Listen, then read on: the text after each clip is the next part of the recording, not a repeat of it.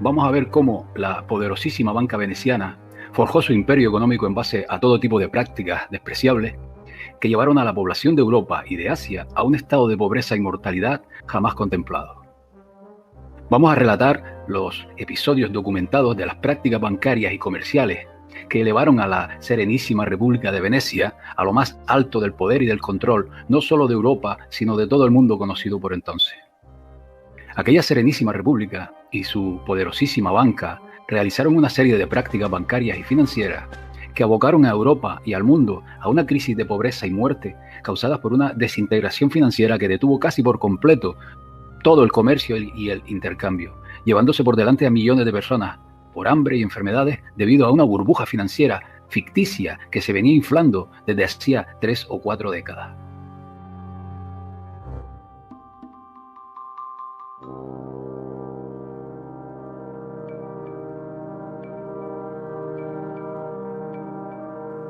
Debido a la inexistencia de lo que se conoce como Estados-nación, con gobiernos soberanos que pudieran controlar su banca y tuvieran capacidad para ejecutar acciones que amortiguaran aquel golpe tras el hundimiento de los mayores bancos del mundo en el año 1345, dirigidos por los Bardi y por las empresas Perucci de Florencia, el colapso financiero y económico se llevó por delante la vida del 25% de la población entre los años 1300 y 1450, aunque en algunos lugares de Europa alcanzó el 35% e incluso el 50% en algunas décadas. Es preciso recalcar, y más adelante lo veremos, que Florencia y los estados-nación del norte de Italia, o las ciudades-estado mejor dicho, salvo Milán, estaban manejados y controlados por la banca de la Serenísima República de Venecia. La historia oficialista culpa a menudo de la debacle al por entonces rey de Inglaterra, Eduardo III,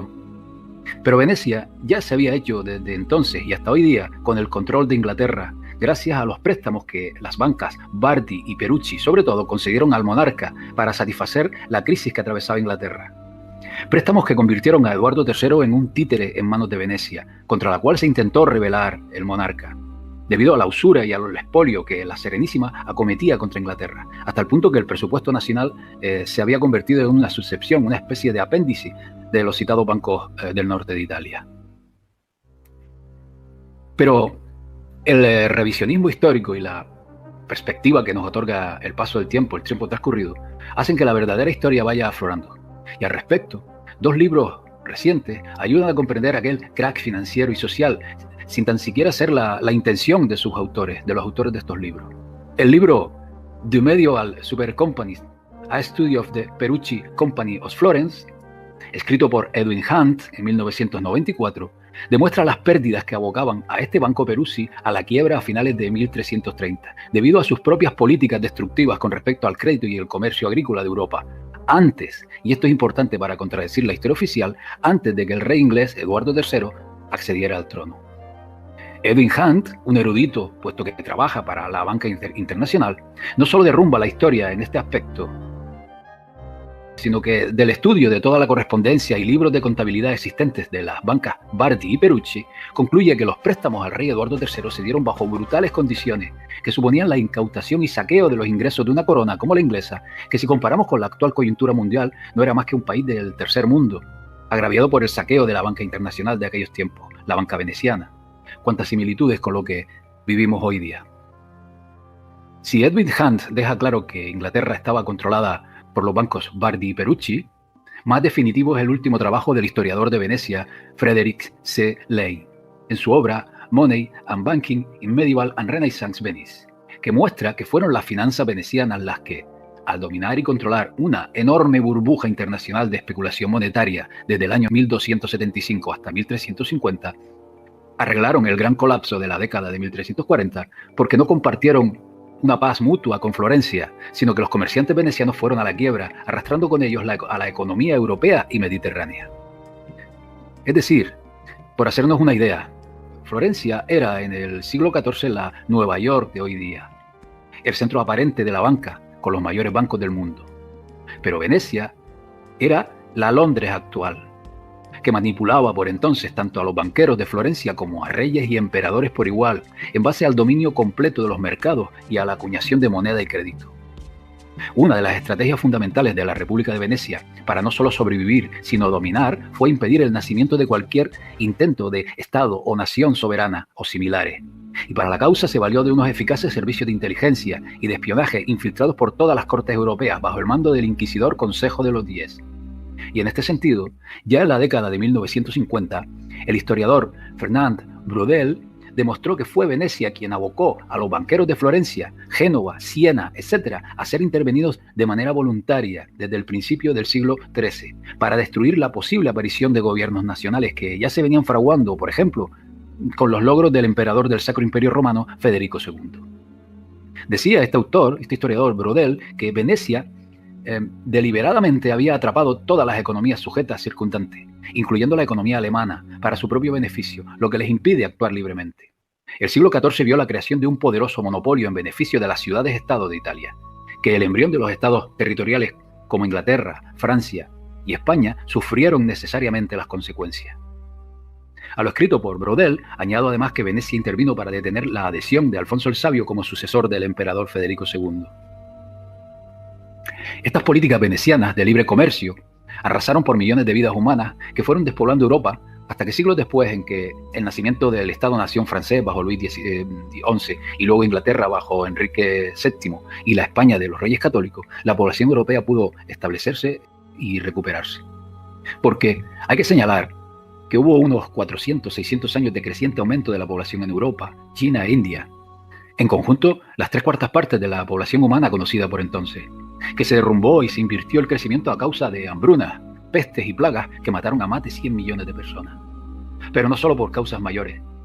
tal como estamos viendo. Las guerras azotaban toda Europa. Ejércitos mongoles sacrificaron entre 5 y 10 millones de personas. Por lo tanto, esta despoblación no comenzó con la caída de la banca en la década de 1340, pero se aceleró después durante casi un siglo. Las políticas de financiación de Venecia ya estaban revirtiendo el crecimiento de la población humana desde 60 años antes de su cáncer especulativo. Pero, la pregunta es ¿cómo fue posible todo esto?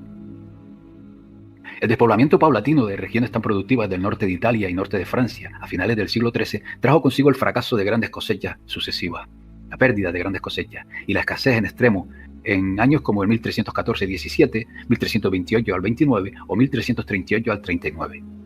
Productos tan esenciales como la lana comenzaron a caer en torno al año 1310. La lana inglesa y la de procedencia peninsular ibérica fueron la base de la producción europea de ropa, aunque el paño de algodón estaba empezando a producir. En Inglaterra, comenzando con el reinado de Eduardo I y alcanzando un clímax con Eduardo III, los Bardi y Perucci habían adquirido un estatus que les supuso el monopolio de la adquisición y exportación de lana. En Francia eran famosas durante todo el año las 6 ciudades de ferias de la región de Champagne, como el centro de la negociación de tela y prendas de vestir, industria siderúrgica, madera, lana, instrumentos agrícolas y alimentos para toda Europa, con beneficios para los comerciantes en torno a un 34%. Los banqueros venecianos y florentinos intervinieron en estas ferias con grandes cantidades de crédito, con sucursales bancarias y con artículos de lujo traídos desde Oriente. La investigación de Edwin Hunt de los libros de cuentas de los banqueros Perucci muestra que los banqueros florentinos esperaban un 810% anual hasta 1335, muy superior a la velocidad en que la economía física de Europa estaba produciendo excedentes reales. Los venecianos esperaban tasas mucho más altas de ganancias todavía, por las razones expuestas a continuación. Es decir, a finales del siglo XIII, esa desaceleración en el comercio golpeó primero los productos básicos. Operaciones de crédito se mantienen durante más tiempo, pero las ferias entraron en un declive severo. Al respecto, dice Braudel, a finales de la década de 1330, al comienzo de la Guerra de los 100 años entre Inglaterra y Francia, que por cierto fue financiada por la banca veneciana,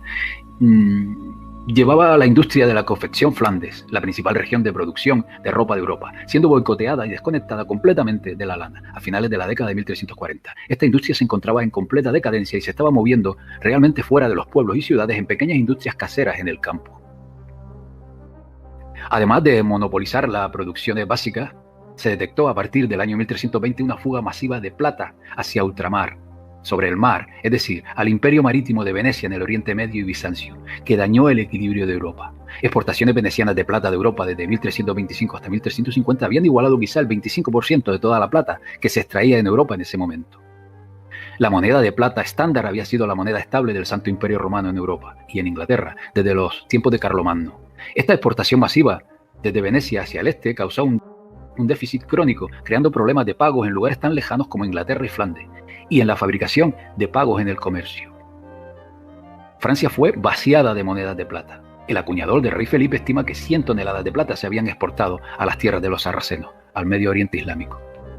De esta forma, monopolizando la producción de básicos y manejando la circulación del dinero, interrumpiendo su fluidez, los bancos italianos que se lucraban de manera vergonzosa con estas prácticas estaban a su vez preparando con décadas de antelación el caldo de cultivo que originó el desplome financiero y la crisis del año 1340 en el mundo.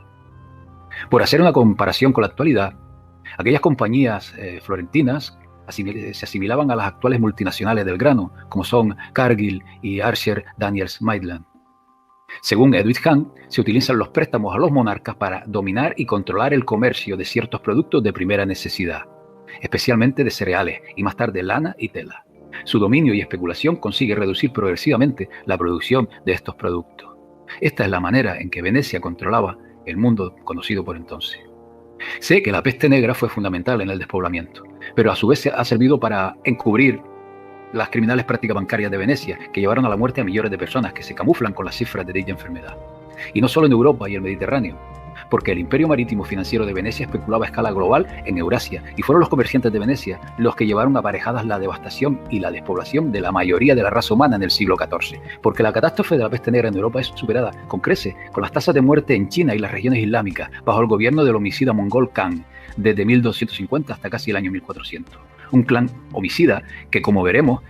más adelante, estaba apoyado por la inteligencia veneciana y fueron fundamentales en la propagación de una peste negra que al día de hoy sigue rodeada de incertidumbre.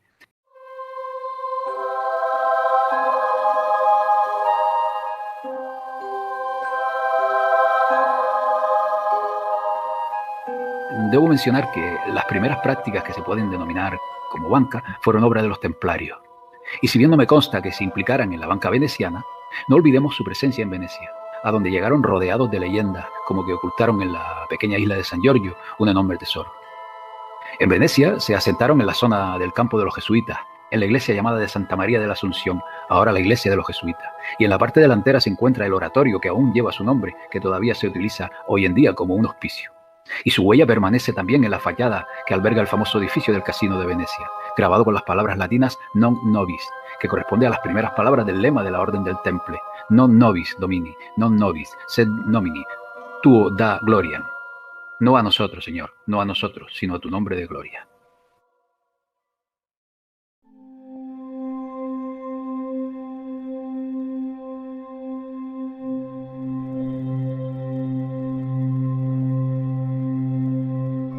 Añadir que estos bancos Bardi y Perucci, fundados a mitad del siglo XIII por la facción güelfos de la nobleza negra, se mostraron siempre contrarios al Sacro Imperio Romano. Y en su momento, Carlomagno advirtió sobre el peligro que suponía Venecia y las ciudades-estado del norte italiano. Estos güelfos afirmaban sin rubor ser aliados del Papa de Roma, al cual empujaron y convencieron para que la usura, y esto es importante, dejara de ser pecado mortal y disminuir lo venial o de menor importancia. Y parecían disfrutar de una exención efectiva de los mandatos de los papas católicos contra la usura, y también de su prohibición de comerciar con el infiel, con los regímenes, por ejemplo, de Egipto y Siria. Con anterioridad, allá por la década de 1180, el poderoso Doge de Venecia, Ciani, provocó el enfrentamiento entre el Papa y el emperador del Sacro Imperio Romano, Federico Barbarroja,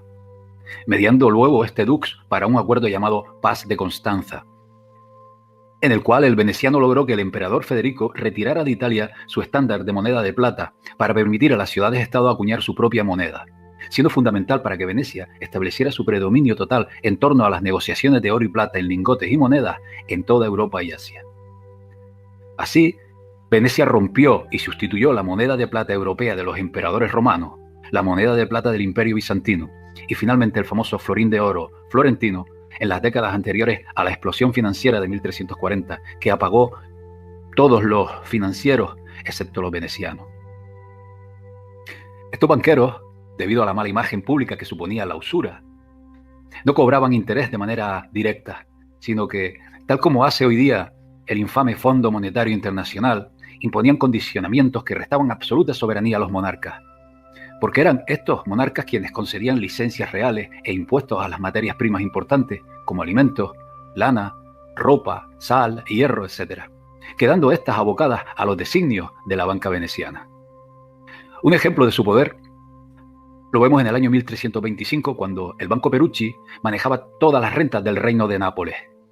reino que abarcaba toda la mitad sur de Italia, donde se cultivaba el grano más productivo de todo el Mediterráneo.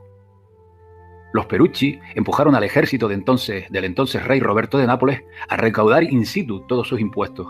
y a continuas guerras contra Sicilia, esta que a través del reino de Aragón, estaba aliada con el Santo Imperio Romano, logrando con estas guerras reducir la producción siciliana de cereales. Estrategias similares de privatizaciones y control pertrecharon los florentinos con los Anjou, con los reyes de Hungría, o en Francia, donde los Perucci eran acreedores de los famosos banqueros Francesi,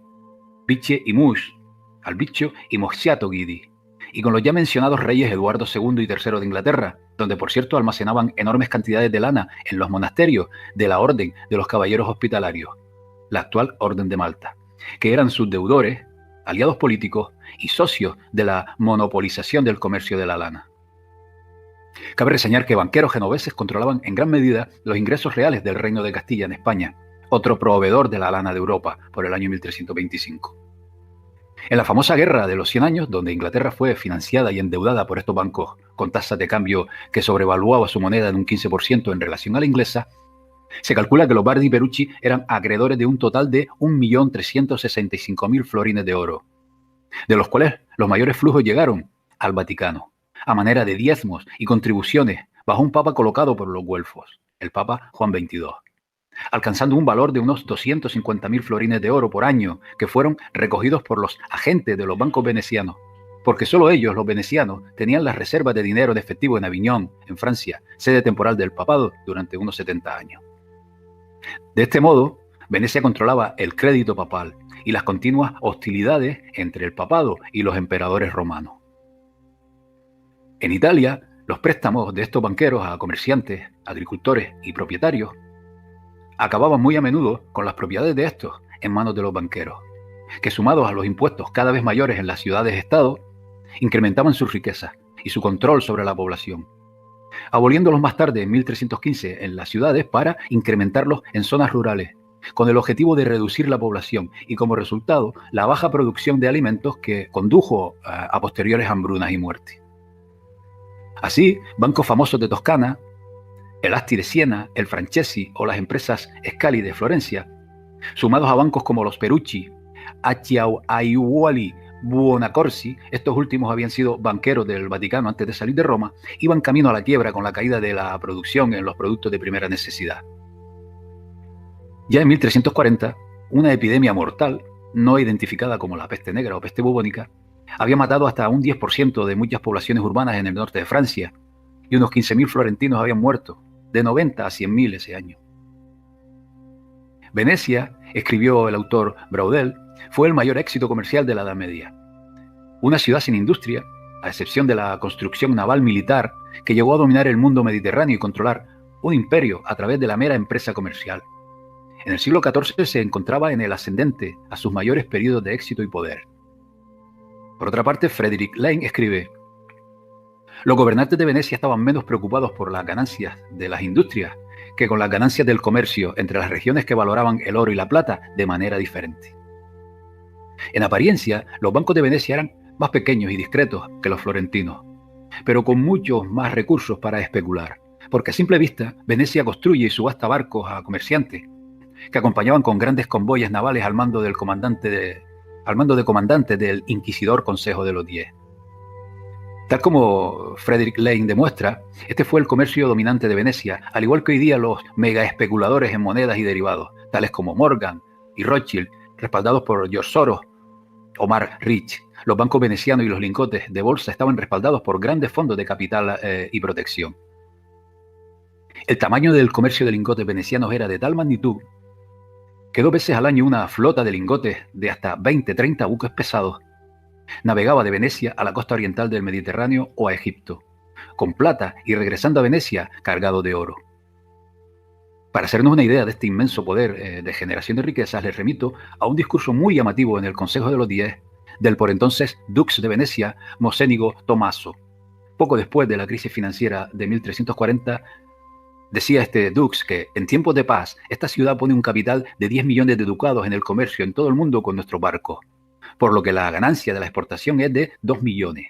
El beneficio de la importación es de 2 millones. Exportación e importación juntos 4 millones. Se han visto en nuestra ciudad cada año 1,2 millones en oro.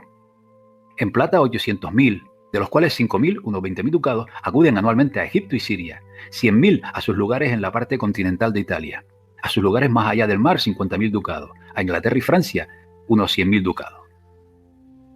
Pero, ¿cómo fue posible todo este intercambio de oro, por ejemplo? Fue posible porque el oro de Oriente estaba siendo saqueado fuera de China, hasta entonces la economía más rica del mundo, y la India por los imperios mongoles asesinos. Y el extraído en Sudán y Mali era vendido a los comerciantes venecianos a cambio de plata europea enormemente sobrevalorada, que se extraía en Alemania, Bohemia y Hungría, y se vendía exclusivamente a los venecianos. Un hito fundamental para consolidar la alianza de Venecia con las ciudades-estado, con el papado y con los reyes normandos y los Anjou contra el Sacro Imperio Romano fueron las famosas cruzadas cristianas. La primera en el año 1099 y la séptima y última importante en 1291, puesto que fortalecieron el imperio marítimo comercial de Venecia hacia el este, ya que fue Venecia quien surtió de barcos a los cruzados para su traslado a Oriente Medio, proporcionándoles además grandes sumas de dinero, les sobraba, que el Dux justificaba para capturar y saquear a saco las ciudades. Así, Venecia obtuvo el control de ciudades como Tiro, Sidón y Acre en el Líbano, y Layacho en Turquía, y fortaleció su dominio del comercio a través de Constantinopla, como puntos de partida para las costeras rutas de la seda, a través de las regiones del Mar Negro y del Mar Caspio a China e India, que durante los imperios mongoles del 1230 a 1370 fueron mantenidas y vigiladas por las caballerías mongolas.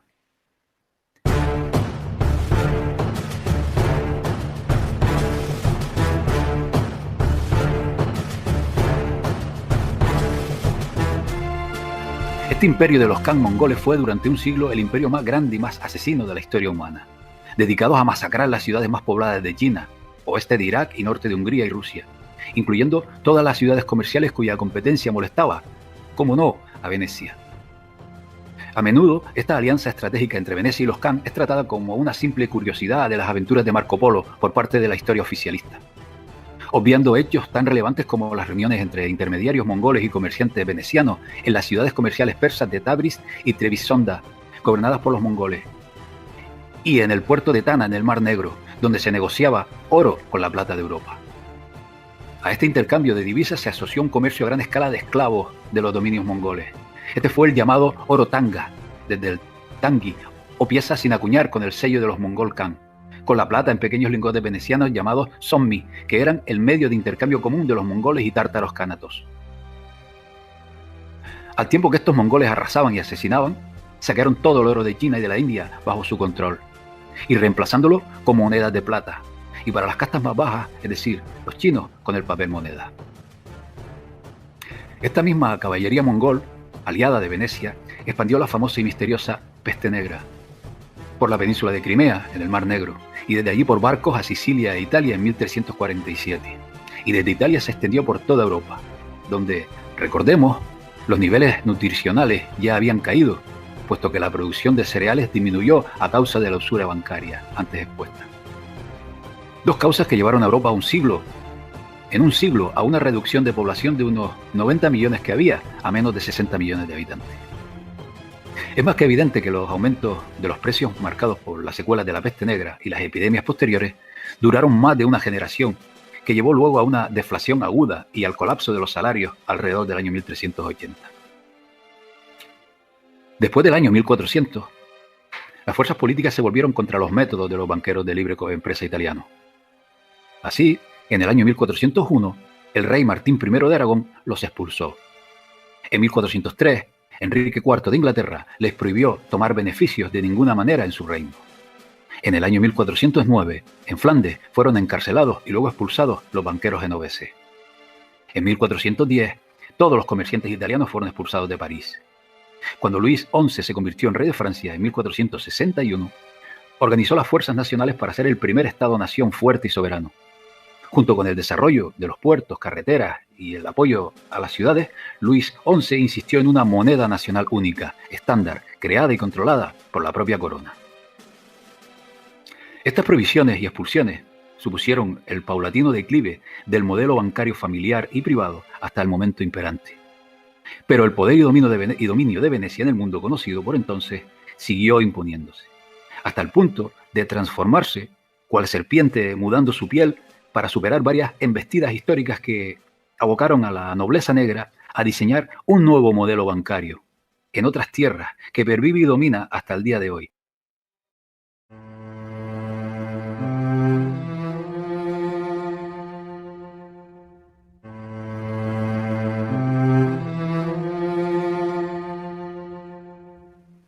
Tras esta crisis que acabamos de exponer,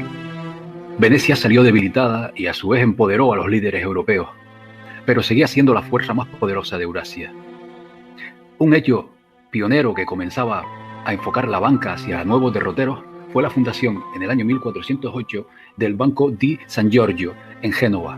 donde prominentes genoveses como las casas de Grimaldi y Serra estuvieron involucrados. Por lo general, por entonces, la banca no hacía uso de agentes judíos, pero en este caso, la excepción que confirma la regla es el clan cásaro de los Ghisolfi, quienes ejercieron dicho trabajo en esta banca San Giorgio.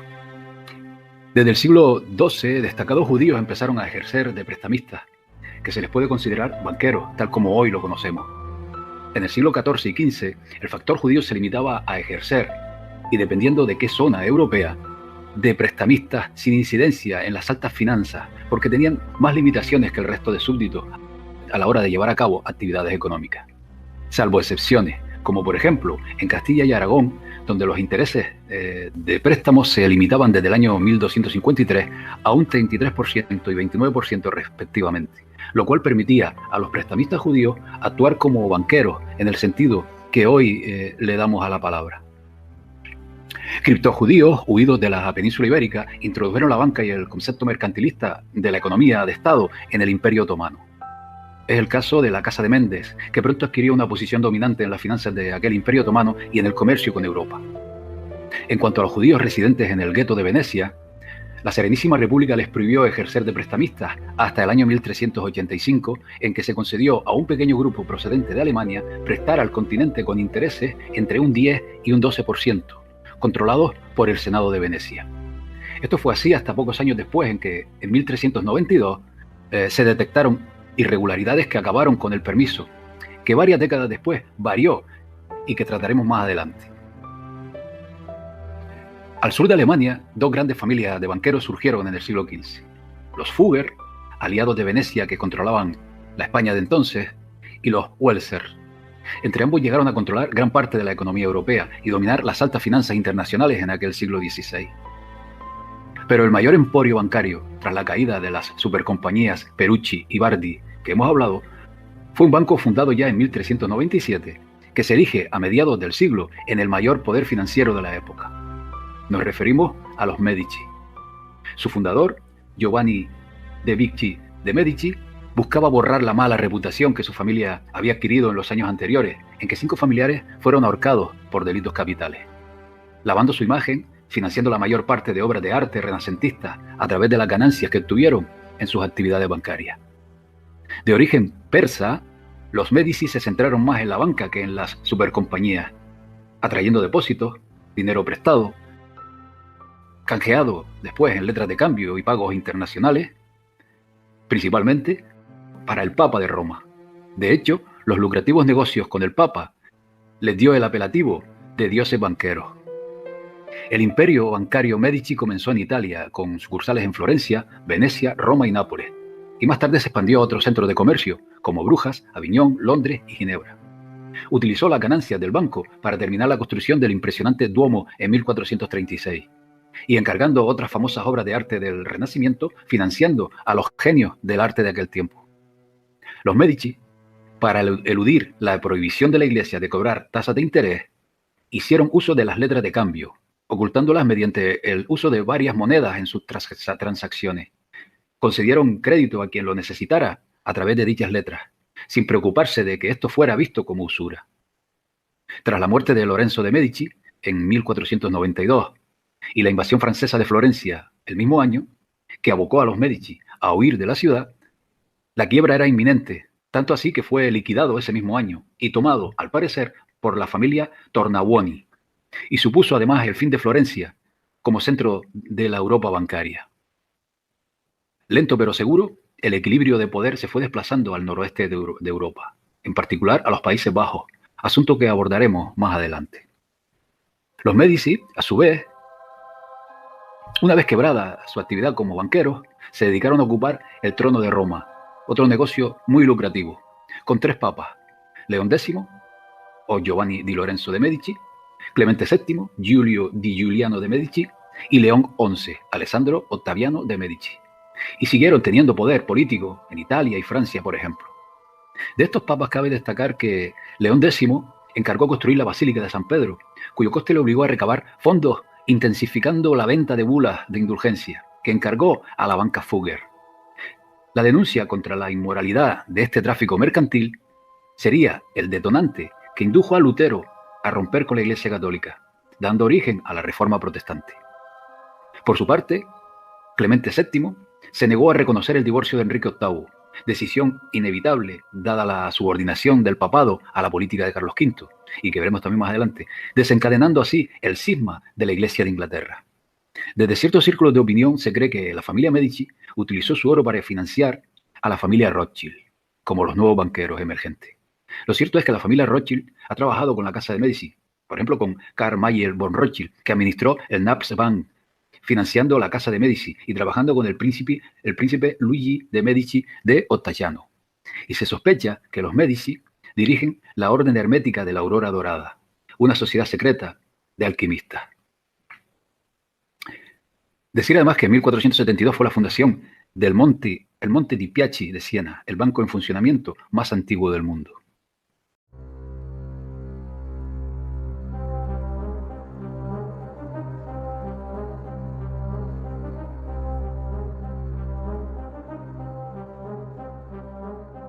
Mientras tanto, la Serenísima República de Venecia continúa su máximo esplendor a lo largo de este siglo XV, llenando sus arcas con su incomparable flota marítima en el comercio de seda, especias, oro, esclavos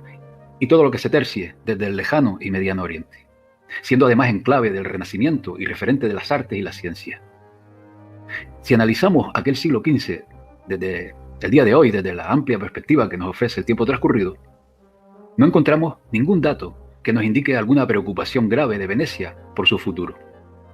Hasta que ya en el ocaso de dicho siglo, su mayor rival le asestó un golpe que pudo resultar mortal de no ser por la astucia mostrada por esta nobleza veneciana.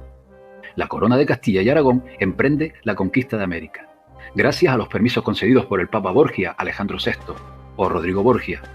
el mismo corrupto que, siendo arzobispo, falsificó una bula papal que permitió a los primos Isabel de Castilla y Fernando de Aragón contraer el matrimonio que de facto facilitara la unión de ambas coronas,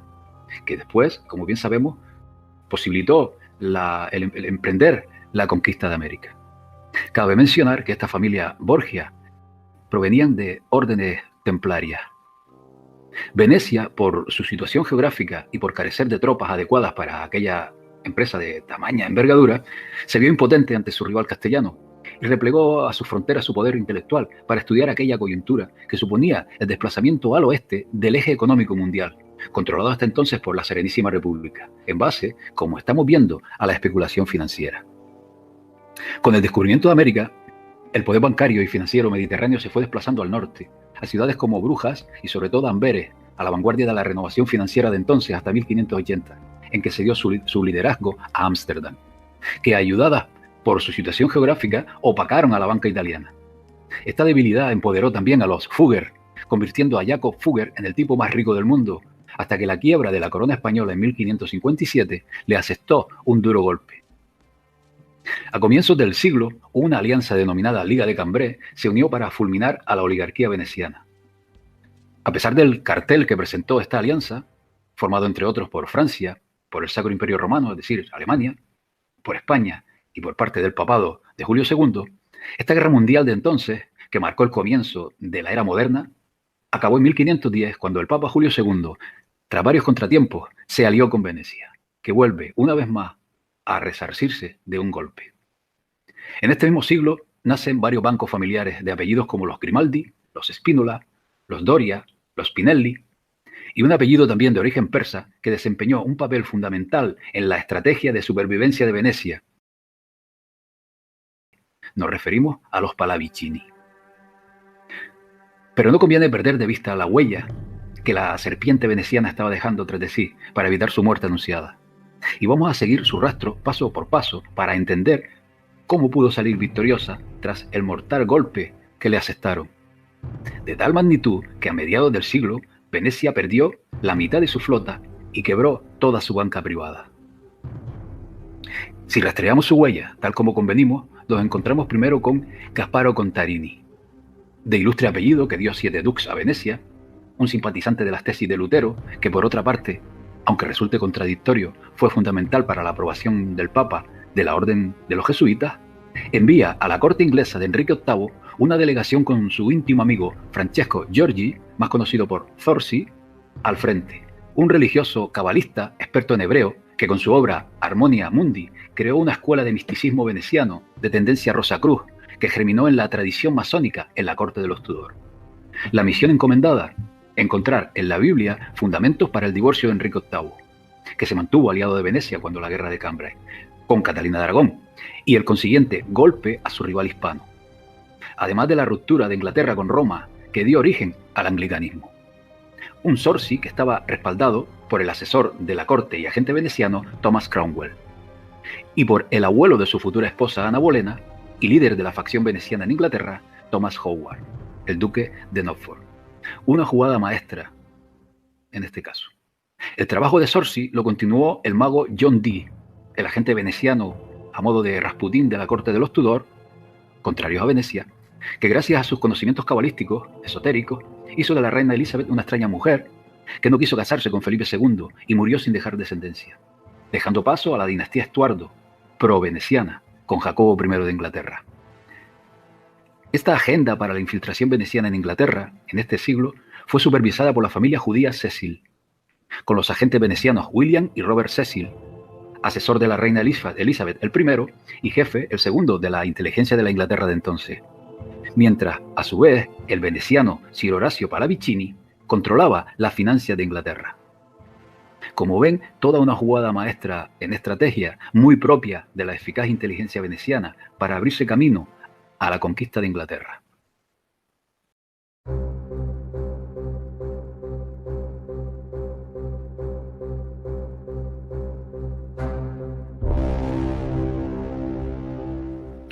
Por su parte, en Venecia se estaba fraguando el germen que dio origen no solo al actual sistema bancario de hoy día, sino también al modelo político-social de los últimos 2-3 siglos, cuando en el año 1577, por primera vez en la incomparable historia de la Serenísima República, se rompe el poder hegemónico de Venecia y sus alianzas con Roma, al surgir por vez primera una oposición que se llegó a denominar los Giovanni, los jóvenes,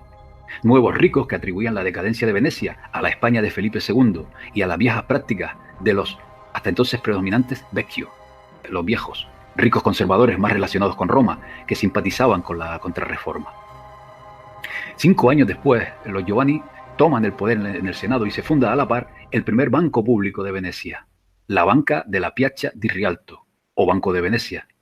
siendo emulado en 1609 por el Weisselbank en Ámsterdam y en 1619 por el Banco Giro, también en Venecia. Todos ellos pioneros en la innovación del modelo bancario, puesto que desde ahora la oligarquía se hacía cargo del Estado. Una jugada maestra, toda una revolución poco o nada destacada por la historia oficial.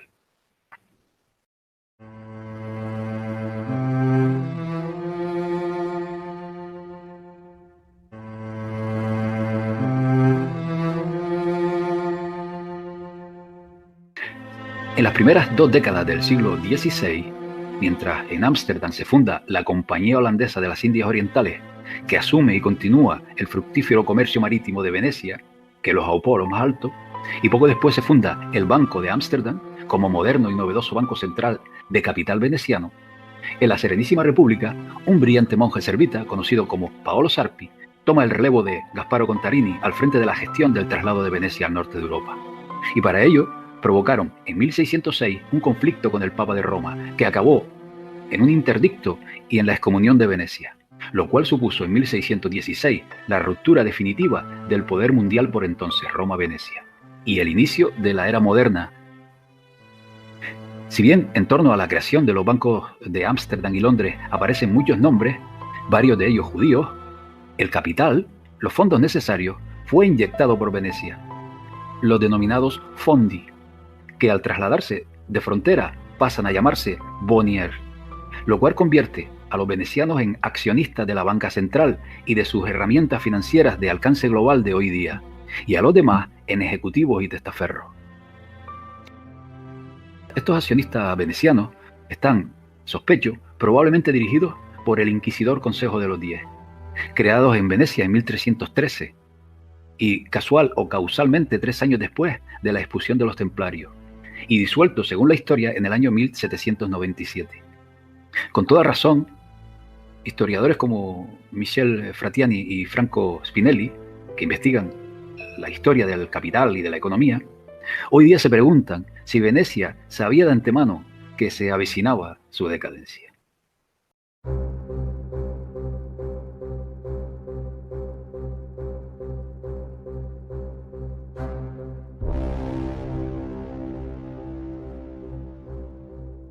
Ya centrándonos en el siglo XVII que nos ocupa,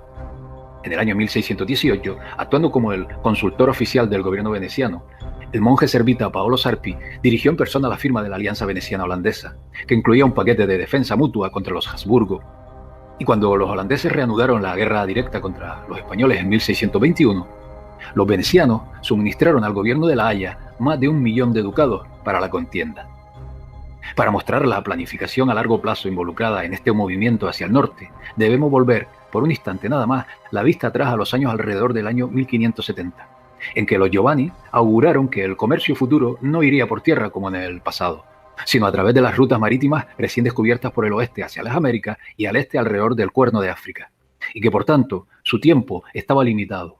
y se requería un movimiento hacia el nuevo centro de poder en el Atlántico para adaptarse a las nuevas ramificaciones geopolíticas. Para cumplimentar esta tarea se necesitaba inteligencia, infiltración y gestión política. ¿Y quién mejor que el mentor y líder de los Giovanni, Paolo Sarpi, para mover a Venecia a una alianza estratégica y militar abierta con el norte, y así salvar el sistema del imperio veneciano? Esto se logró, como hemos visto, a través del trabajo inicial de Contarini y el círculo interno de Sarpi, que incluía, por ejemplo, a Giovanni Francesco Sagret, a Niccolo Contarini, Andrea Morosini, Leonardo Donato,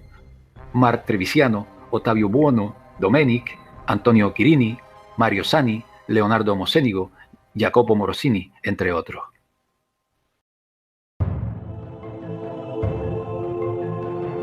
De las 430 cartas de la voluminosa correspondencia de Sarpi, que se salvaron del fuego en el año 1769, se puede vislumbrar su poder desde su centro de operaciones, donde recibía puntual información sobre el comercio de oro español, los movimientos de la flota holandesa, los cambios políticos en Egipto y Persia, y el tema de la colonización de las Américas. Y por supuesto también existe la correspondencia científica y filosófica con varios personajes. Además de la extensa y tupida red de contactos por todo el mundo, que para hacernos una idea mencionemos por ejemplo a Henry Wotton, Francis Bacon, Vicancio, Philippe Duplessis-Mornay, François Hotman, Marco Antonio de Dominis, Ugo Grocchio, Giovanni Diosdati, Isaac Casaubon, entre otros. La maquiavélica política veneciana consistió en fagocitar guerras de religión, esto es clave, entre luteranos, calvinistas y anglicanos, por una parte, y los dominados por los jesuitas de la Contrarreforma del Concilio de Trento, por otra, dando lugar a ambos lados de este conflicto para manejarlos. Por ejemplo, insistiendo en el mantenimiento de una dinastía y una iglesia protestante en Inglaterra, para generar conflictos con las monarquías católicas, aconsejando políticas antiespañolas para energizar la rivalidad imperial con Madrid y evitar que el ejército español estacionado en Milán tuviera alguna oportunidad para conquistar Venecia. La alianza veneciano-calvinista dio a Venecia un punto de entrada para extender su influencia y métodos hacia el norte, El poder del partido veneciano en Londres, así se llamaba, agrupados en torno a Robert Cecil, Francis Bacon y la familia Cavendish, se mejoró en gran medida, y los Países Bajos estaban en la garra de Venecia. Sarpi y los suyos lograron unir las fuerzas del calvinismo con la Casa de Orange, que llevaría en 1610 a los Países Bajos a una alianza militar con Venecia. Con las alianzas políticas establecidas, las instituciones financieras podrían construirse en la nueva Venecia en Ámsterdam. El Banco de Venecia se convirtió en la inspiración directa para el Banco de Ámsterdam en 1609. Ahora que se creó el modelo del futuro entramado financiero, el siguiente paso fue alimentarlo con la fortuna familiar, o fondi, como se le llama en italiano, al pilar del sistema oligárquico.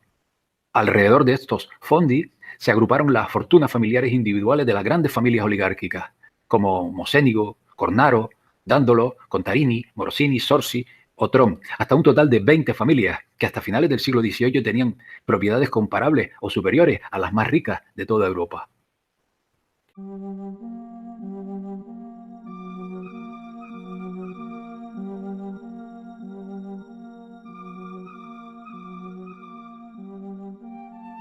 Cuando la oligarquía veneciana transfirió muchas de sus familias y activos al norte de Europa, el Fondi veneciano proporcionó el núcleo del Gran Banco de Ámsterdam, que dominó Europa durante el siglo XVII, cubriendo por completo la deuda pública de la antigua Venecia. Así, desde el Banco de Ámsterdam, los venecianos obtuvieron el monopolio de todos los intercambios de especies y el comercio de metales preciosos. Era una cámara de compensación para las letras de cambio, que manejaba la deuda del gobierno holandés y el ancla financiera hacia Europa, consolidando el papel de Ámsterdam como el Wall Street del siglo XVII. Sin embargo, el banco sufrió una fuerte depresión en 1672, conocido como el Ramsjahr, el año del desastre, debido a las guerras simultáneas de la República con Inglaterra, Francia y reinos alemanes, provocadas, como no, por la nobleza negra veneciana, lo cual generó en los comerciantes un gran temor a la desaparición de la propia República holandesa, decidiendo retirar sus fondos en masa y la consiguiente bajada de fondos en un 34% en solo 2 semanas, de 7,6 millones a 5 millones de florines. En 1683 este banco dio un paso revolucionario al emitir recibos negociables, Recipisen, por el oro y plata en depósito que facilitaron la compra de oro y plata y especular sobre su precio. Es decir, billetes en papel respaldados por oro y emitidos por un banco central. ¿A qué suena familiar? Sin embargo, todo esto cambió después del inicio de la Cuarta Guerra Anglo-Holandesa en 1780 y la decadencia de Holanda ante el emergente poder de Inglaterra, porque Ámsterdam no podía sobrevivir sin pedir préstamos, lo cual supone una gran presión para las reservas de los bancos. Cuando su clientela, como dijimos, descubrieron que el índice de reservas completo del banco estaba lejos del 100%, la confianza se evaporó, señalando el comienzo del fin de una institución que una vez fue muy poderosa.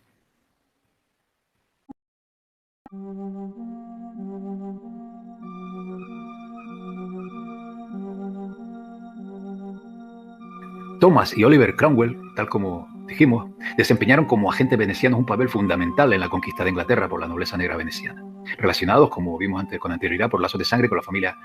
Pallavicini de esta nobleza negra y con prominentes parlamentarios ingleses como John Hampden. Cromwell llevó a la guerra a los ingleses contra Holanda, iniciada tras la denominada masacre de Amboine, en que, miren por dónde, su gobernador, Ieyasu, veía el poder de los jesuitas demasiado peligroso. Y la guerra contra España bajo consignas venecianas para acabar con los enemigos del imperio que se comenzaba a cimentar en base al libre comercio marítimo veneciano, abocando al pobre campesinado inglés a instalarse en las ciudades donde la usura se convirtió en una práctica respetable. Los desencuentros con Carlos II y con el creciente poder de Francia enfurecían a Venecia, que a través del partido Whip, el antiguo nombre del Partido Liberal, se propusieron acabar con los monarcas católicos Stuart y tramaron a través de varios oligarcas una invitación al rey holandés Guillermo de Orange y su reina María, una hija de Jaime II, para que el rey holandés aterrizara y marchara sobre Londres, en la que los británicos llaman la Revolución Gloriosa de 1688, donde en realidad se consolidaron las facultades y prerrogativas de la oligarquía que se expresan en la Declaración de Derechos del año 1689. 6 años después de la citada revolución, había un Banco de Inglaterra y una considerable deuda nacional, una copia perfecta de la oligarquía veneciana que a través del partido veneciano manejaba el destino de Inglaterra.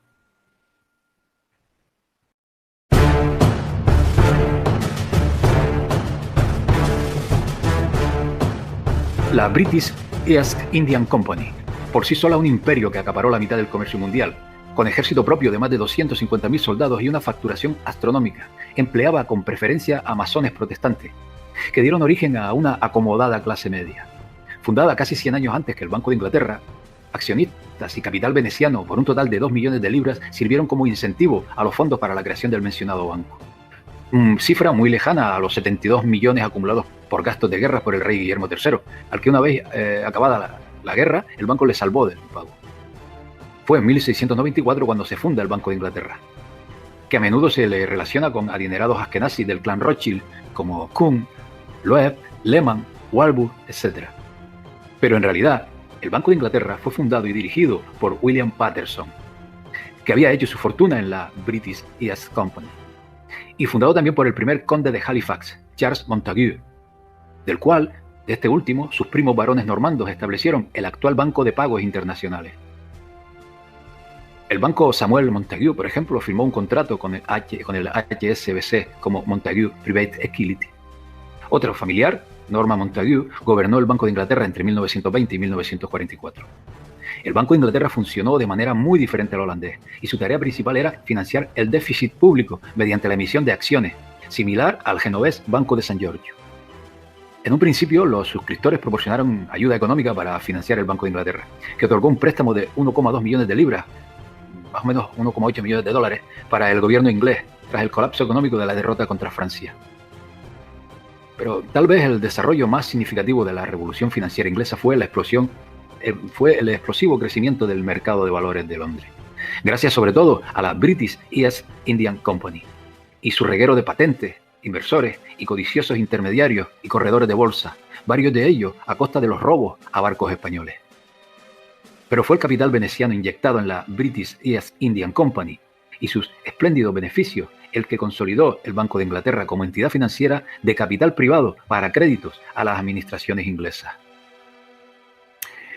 El famoso desplome de 1696 obligó al gobierno a intervenir para regular aquella orgía de capital, un poco tarde porque no evitó la siguiente crisis de 1720, que derivó en un drama no solo en Inglaterra, sino también en Francia y Holanda.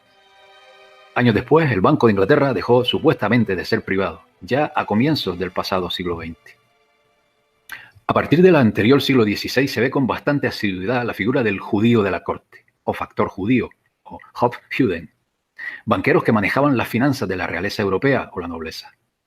Se hicieron necesarios debido a las prohibiciones contra la usura aplicadas a los cristianos y no a los judíos. Muchos reyes y emperadores, como los Habsburgo del Sacro Imperio Romano, tenían un número considerable de judíos en la corte. Por ejemplo, en la corte de Leopoldo I de Habsburgo, emperador del Imperio Austrohúngaro, que estaba plagada de asesores jesuitas, servía como banquero el judío Samuel Oppenheimer, en cuya banca entró a trabajar desde muy joven un tipo de apellido fundamental en la historia de la banca, un tal Mayer Amschel Rothschild. Estos banqueros judíos satisfacían no solo las grandes cantidades invertidas en constantes guerras, sino además toda clase de caprichos y de excesos del monarca de turno, que se endeudaba hasta el punto de sacudirse sus deudas expulsando a todos los judíos de su dominio. Aunque en el caso de Leopoldo I los expulsó a todos salvo a su banquero Oppenheimer, por razones que ahora no vienen al caso. En este siglo XVII, los Keilot, o comunidades judías, forzadas a convertirse en prestamistas por las severas limitaciones que se les imponían, comenzaron a ser garantes de las deudas contraídas por judíos con los prestamistas cristianos, el clero, las instituciones de la iglesia y la nobleza, obteniendo sustanciosos préstamos que convirtieron al clero y a la iglesia en acreedores de gran parte de esta deuda, práctica que fue reprendida por el Papa Benedicto XIV en su encíclica 1751 A Primum Quo. Para comprender por qué se relaciona tanto a los banqueros judíos con el Imperio Británico, es imprescindible saber que en las leyes de la ciudad, emitidas por el rey Jorge III, en el tomo 71, en las páginas que van de 1179 a 1200, se lee en un artículo que los judíos son propiedad de los reyes normandos y anglosajones. También explica que el Talmud es la ley de la tierra y de cómo el Talmud babilónico se convirtió en ley de la tierra, lo que ahora se conoce como el Código Comercial Uniforme, que tiene que ver con la ley del mar, que es la ley internacional privada, que trata sobre personas jurídicas. El acuerdo de crédito escrito, el Sietar judío, es un embargo preventivo de todas las propiedades del planeta. Pero el tratado, como decíamos, también explica que los judíos son propiedad de Gran Bretaña y que están a cargo del sistema bancario como testaferros. Un aspecto fundamental a lo largo de estos siglos en el mundo del dinero y de la banca es el papel que desempeña el Papa de Roma, puesto que guarda la llave que le abre a un monarca la legitimidad para emitir dinero. Esta llave se llama regalía, la cual convierte al Vaticano en el dueño del tablero de juego donde se desarrolla la actividad económica. Es quien abre o cierra el grifo, y por tanto su poder es superior a cualquier magnate sionista señalado por tantos como los más poderosos de este mundo. De ahí, considero, el interés de los anglo-venecianos y sus esbirros sionistas y jesuitas por conquistar el Vaticano.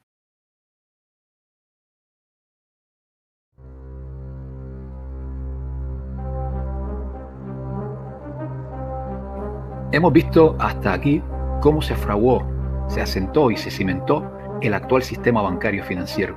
donde se desenvuelve la sociedad actual del siglo XXI, con el mundo anglosajón imperante. Hemos expuesto la fusión de la Serenísima República de Venecia con Inglaterra, a través del capital fondi de los Giovanni venecianos. A partir de aquí, los venecianos y la propia Venecia desaparecen a la vista del público, dando paso a la banca central, en torno a la cual abundan demasiados banqueros de origen cázaro. Estamos en un siglo XVIII plagado de acontecimientos que identifico como una guerra soterrada entre los Giovanni que fundaron con su capital el protestante Imperio Británico y los Vecchio, católicos aliados del Papa y de sus linajes, que permanecieron en Italia.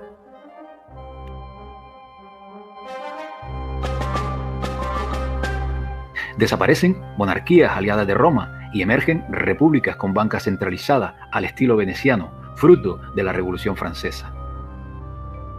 Emerge, casi de la nada, la dinastía Rothschild,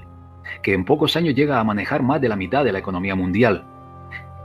y enraiza en una milla cuadrada, al margen de todo control, el mayor centro de poder económico del mundo, la City de Londres. Se van formando instituciones financieras y bancarias supraestatales y globales, inventadas, como hemos visto, por Venecia, que controlan y deciden hoy día las políticas económicas a seguir, tanto por la banca como por los gobiernos.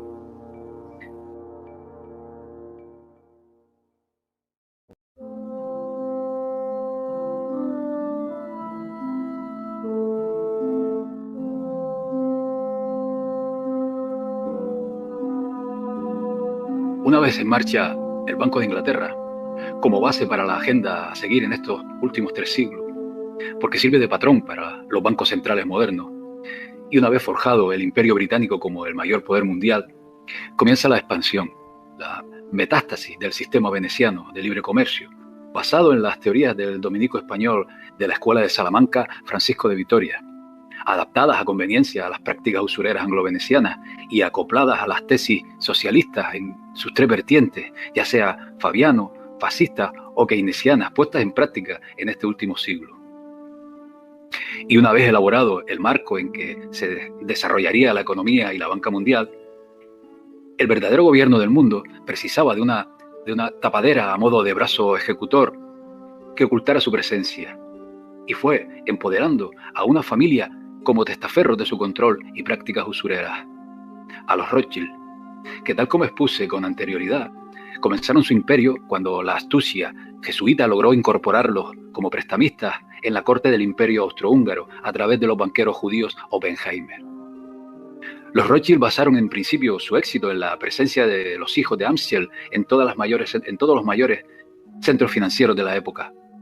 que desde su principal sucursal en Londres, gobernada por Nathan Rothschild, tejió su red en Viena con Salomón Rothschild,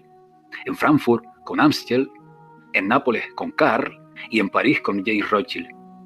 que, trabajando al unísono y con una extraordinaria y ventajosa red de espionaje y mensajería, fueron atrapando gobiernos y reyes hambrientos de guerras con préstamos y especulación en bonos del Estado, hasta el punto de hacerse imprescindibles para la dependencia que los gobiernos europeos llegaron a tener de esta familia para financiar sus déficits, incluso en sus bancos centrales. Sirva como ejemplo la crisis financiera británica de 1825, en que los Rothschild prestaron grandes cantidades de oro, recolectado de sus diferentes sucursales, al Banco de Inglaterra para evitar una profunda depresión económica. Nathan Rothschild financió con oro de toda Europa al ejército británico en su exitoso encuentro con Napoleón en Waterloo. Oro usado después de la guerra para comprar bonos del gobierno británico, cuyos precios comenzaron a subir más y más hasta que en 1817 los vendió cuando habían aumentado en un 40%, lo que se convierte en una de las operaciones más notables en la historia financiera. Cabe reseñar que el famoso episodio de Waterloo, en que se dice que una paloma mensajera y en otras versiones un intrépido jinete llegó a Londres 24 horas antes con la noticia del resultado de la batalla de Waterloo, es falso. Un bulo difundido por un reconocido antisemita llamado George Dervaille y apodado Satanás. Un año más tarde, en 1818, los Rothschild construyeron un exitoso préstamo prusiano de 5 millones de libras, distribuido a través de sus sucursales en toda Europa, cuya novedad consistió en un bono en una moneda diferente a la moneda local del deudor, y venderlo en diferentes países, haciendo a los Rothschild los padres del moderno mercado internacional de bonos, y es visto como el primer eurobono de la historia, que además hizo a los Rothschild inmensamente ricos y a la vez impopulares, y blanco constante de los antijudíos con innumerables caricaturas satíricas que los muestran como codiciosos y duros usureros, que lo son. A medida que los gobiernos tenían menos necesidades de financiamiento, los Rothschild comenzaron a financiar y controlar las redes ferroviarias de nueva construcción, especialmente en Alemania y Austria, en las décadas de 1830 y 1840, y obtuvieron el control del gigante minero Río Tinto en la década de 1880 en España. Este banco multinacional alcanzó su cenit entre 1820 y 1860, y fue el banco más grande del mundo entre 1815 y 1914. El imperio de los Rothschild todavía vive hoy día a través de varios servicios financieros, bienes raíces y empresas, y dirigido cuidadosamente por los descendientes de los poderosos hermanos Rothschild del siglo XIX.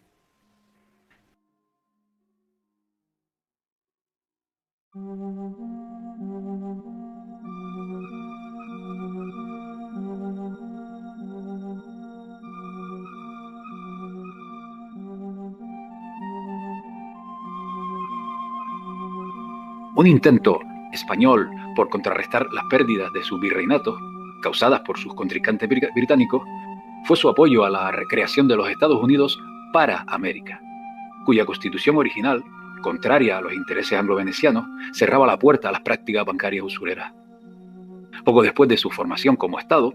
nace en 1790 el Distrito de Columbia, donde se alojan los tres poderes, el legislativo, el ejecutivo y el judicial,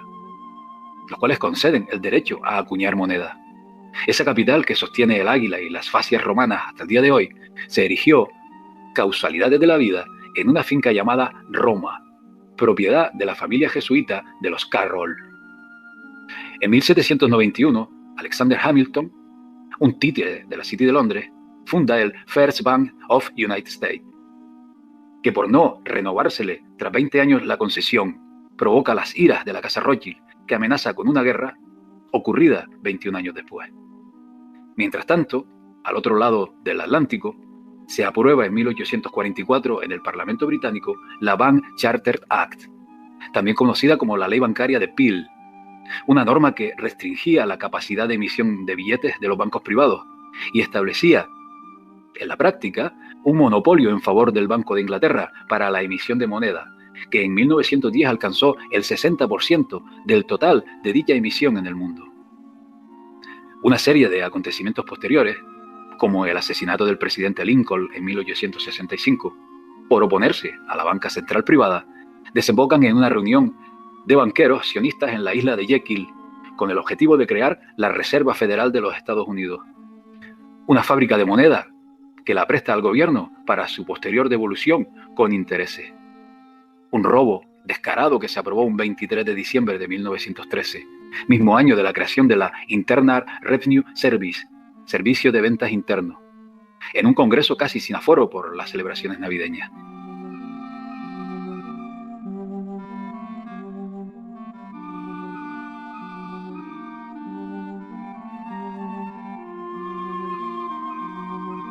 En el año anterior, de 1912, la obsesión del financiero sionista y multimillonario J.P. Morgan iba por fin a hacerse realidad, y era cubrir la travesía Southampton-Nueva York en 7 días. Para ello disponía de 3 maravillas flotantes, el Olympic, el Britannia y el Titanic. J.P. Morgan, que acostumbraba a viajar en todas y cada una de las travesías inaugurales de sus barcos, se negó rotundamente y sin razón aparente a embarcar en el primer trayecto que realizaba el estandarte de su compañía, el mejor barco del momento. 3 grandes magnates sionistas que perecieron con el Titanic se oponían a la creación de la Reserva Federal por no necesitar de sus créditos. Fueron John Jacob Astor, dueño del Empire State Building, Benjamin Guggenheim, el rey del cobre, y también Isadore Strauss, el dueño de los almacenes Macy's, los mayores del mundo. La Reserva Federal fue aprobada debido a la insistencia del presidente Woodrow Wilson, bajo la dirección de su secretario privado, el caballero de Colón, Joseph Tumulty. Tanto Wilson como Tumulty estaban bajo el control del primer papa estadounidense, el arzobispo de Baltimore, James Cardinal Gibbons. En 1914, la Reserva Federal financia ambos bandos de la Primera Guerra Mundial. Hasta entonces, en los billetes de dólar podíamos leer United States Note, perteneciente a Estados Unidos, y después Federal Reserve Note, perteneciente a la Reserva Federal. El año 1933 hace que coincidan la llegada de Hitler al poder con la creación del gran sello del ojo que todo lo ve del billete de dólar, y también la creación por parte del presidente Roosevelt de la Gold Reserve Act, sin tan siquiera pasar por el Congreso, con la cual quienes tenían oro debieron, bajo duras sanciones, entregarlo al gobierno, que lo depositó en Fort North de la Reserva Federal, que sirvió como base para el posterior petrodólar.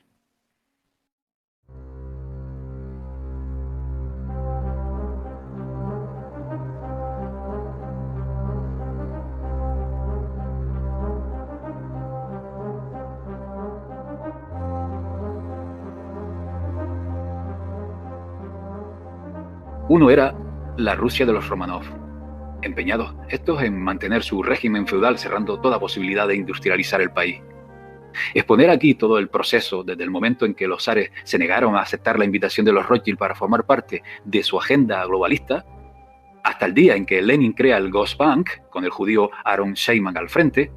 pasando por la radicalización de los mencheviques en bolcheviques y por el papel desempeñado por personajes tan siniestros como Rasputin, sería materia tan densa que convendría tratar en otro momento. El otro país fundamental se ubica en un extenso territorio muy rico que aloja una gran reserva de materias primas: Argentina. Allí, y también en el coincidente año de 1933, Gran Bretaña y Argentina firman el Pacto Roca-Runciman, del cual surge la creación del Banco Central de la República Argentina, con competencias para emitir billetes y regular las tasas de interés bajo la conducción de un directorio con fuerte composición de funcionarios del Imperio Británico. Y se adjudica además a los británicos el monopolio de un área estratégica tan fundamental como el transporte. Los demás países, en su inmensa mayoría, fueron cayendo como fichas de dominó en los brazos de un sistema anglo-veneciano, donde se crea dinero de la nada con un valor 100, que se va devaluando cuanto más se acerca a la base. Hemos visto hasta ahora mucho nombre y apellido de origen askenazi, sionistas al frente de los grandes bancos. Da la impresión de que aquellos Hofjuden, judíos de corte que sirvieron a la realeza como testaferro para escapar de la prohibición católica de las prácticas usureras, siguen desempeñando un papel muy similar hoy día. Porque si bien controlan la banca, esta banca se desenvuelve bajo parámetros marcados por entidades superiores, ya sean europeas o globales, que son, en última instancia, los verdaderos controladores del dinero que se mueve hoy día por todo el mundo, sin apenas fronteras en que lo regule. Y estas entidades, como vamos a ver, no están en manos de judíos askenazí. Veamos. El Banco de Inglaterra está gobernado por Mark Carney, un ex de Goldman Sachs, expresidente del Comité del Banco de Pagos Internacionales, un miembro del G20, entre otros, asiduo al Club Bilderberg, nombrado católico más influyente de Gran Bretaña. El Banco Central Europeo está presidido por Mario Draghi, un católico italiano formado por los jesuitas en su exclusivo y elitista Instituto Massimo Massimiliano en Roma, y casado con una descendiente de los Medici. El Banco Central Europeo crea dinero para inflarlo con la banca comercial, a la que concede préstamos que a su vez presta a los países, que después han de ser devueltos con el interés correspondiente. ¿Ustedes encuentran una explicación racional a esta práctica? La Reserva Federal de los Estados Unidos, si bien históricamente ha estado en manos de sionistas, hoy día está dirigida por Jerome Powell, un graduado en la Georgetown Preparatory School de los jesuitas, que obtuvo su título de Juris Doctor en Georgetown University Law Center, también de los jesuitas. Un Powell que junto al profesor jesuita Daniel Tarullo encabezaron en otros tiempos la mayoría de los comités de política y asuntos de la Reserva Federal. El Banco Mundial, siempre dirigido por estadounidenses,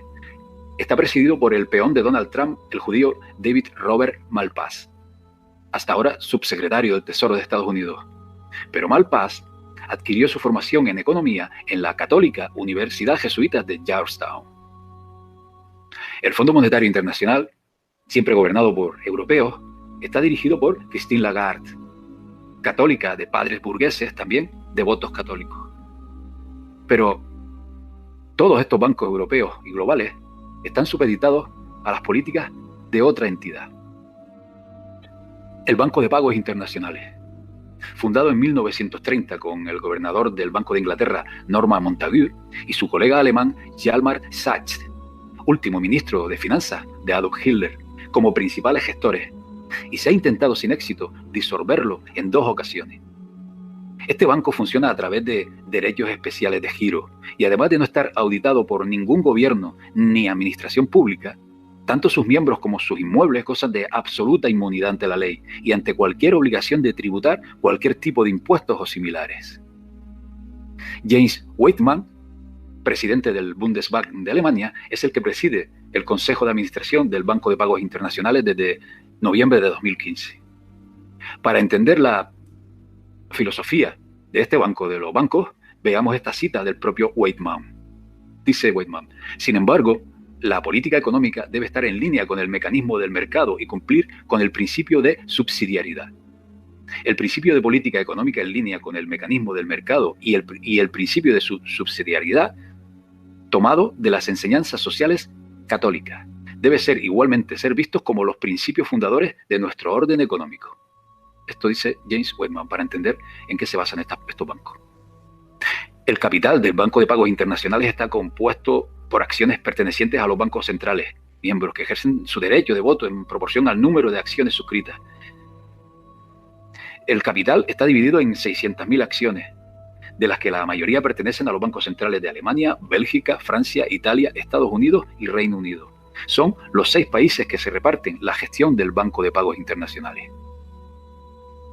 Este banco de los bancos, es decir, el Banco de Pagos Internacionales, tiene su sede en un país que ni el propio Hitler se atrevió a pisar con sus tropas, en Suiza, en concreto en Basilea. Tanto Suiza como Liechtenstein, Mónaco y otros pequeños estados que son paraísos fiscales para lavado de dinero procedente de actividades ilícitas, sirven a las familias reales y nobleza europea para ocultar grandes cantidades de riqueza a través de activos encubiertos en las corporaciones,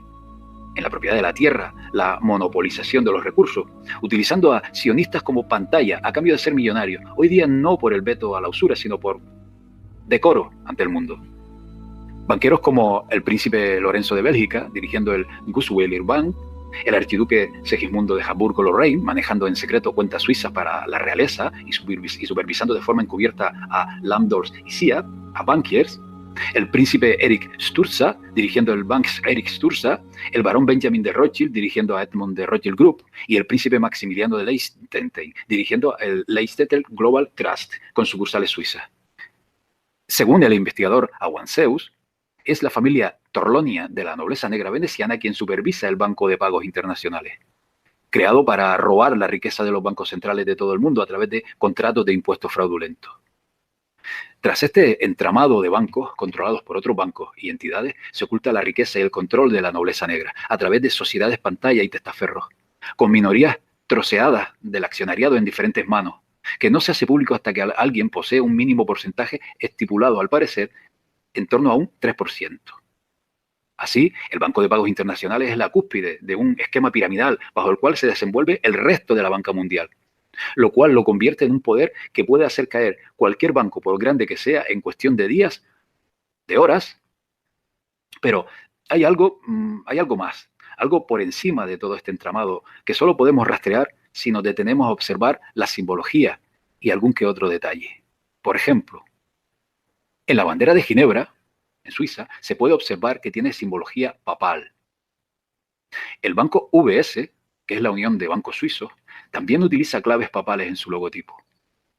La bandera de Suiza guarda similitudes con el estandarte que portaban los católicos templarios. Suiza, la caja fuerte del gobierno mundial, es uno de los dos únicos estados del mundo que ondea como estandarte una bandera cuadrada. El otro único estado con bandera cuadrada es el Vaticano. El Vaticano y los cantones suizos han estado en acuerdos durante siglos y es la razón por la que la Guardia Suiza protege al Estado de la Ciudad del Vaticano en la actualidad. Suiza es, en la práctica, un Estado pontificio. Así todos los caminos conducen a Roma, pero ¿por qué también en este caso el de la banca y la moneda? Además de recordar que el precedente de las regalías, derechos de emitir monedas que el Papa concedía a los monarcas, dos bulas pudieran ser las trampas seculares que obligan a la emisión de dinero a tomar el camino de Roma. Las bulas son la Unam Sanctam, del año 1302, y la Romanum Pontifex, de 1455, que erigen al Papa como dueño y señor del mundo y de la vida albergada en este planeta. Así se puede entender que sea Roma quien todo lo mueva.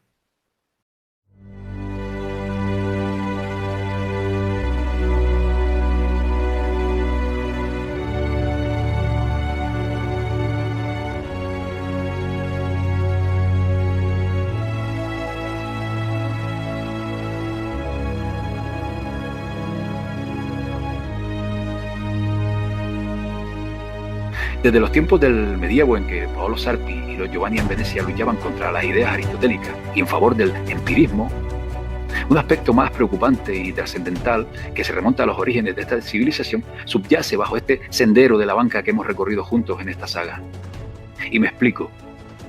Hoy día impera en la educación y formación académica el modelo prusiano que los jesuitas desarrollaron para las tropas del emperador de Prusia cuando éste les acogió tras su expulsión de la Iglesia Católica. Este eficaz modelo militar, trasladado al ámbito académico civil, tiene como objetivo no despertar el potencial creativo en la imaginación del alumnado, a cambio de potenciar habilidades más propicias para un sistema como el actual, basado en la productividad y en el consumismo. Como resultado de este modelo educativo militar trasladado a lo civil, todo un ejército de eficaces peones adoctrinados bajo criterios materialistas, ya sean progresistas o conservadores, se pone a disposición de una clase dirigente formada por otra parte en los elitistas centros formativos, sobre todo en economía, que la Compañía de Jesús dispone por todo el mundo. De esta manera, esa chispa que despliega la creatividad que brota del ingenio de una mente sin límites que la obstruya, esa capacidad humana para elevar su conciencia por encima de lo mundano, buscando respuestas a nuestra razón de ser y existir, traspasando los límites en que la ciencia no encuentra respuestas, se va apagando a cada nueva generación, condenada desde que asoman su mirada a este mundo a desenvolverse en un materialismo colmado de nuevas tecnologías, idóneas para un futuro inmediato en que tanto la banca como el propio dinero físico están en un proceso de revolución en que la esencia humana, la chispa, la creatividad, corre peligro de extinción cuando tu vida cotidiana dependa de artilugios y máquinas que actúen y piensen por nosotros.